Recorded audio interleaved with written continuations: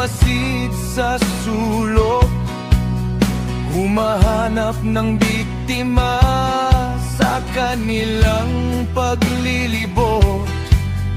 Bawat galaw nila'y tinik sa talampakan, tiyak na malalagot.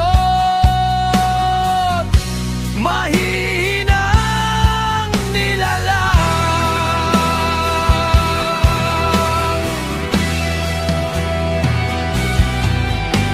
Itong nilalang ay laganap saan mang dako, hayagang ipinapakilala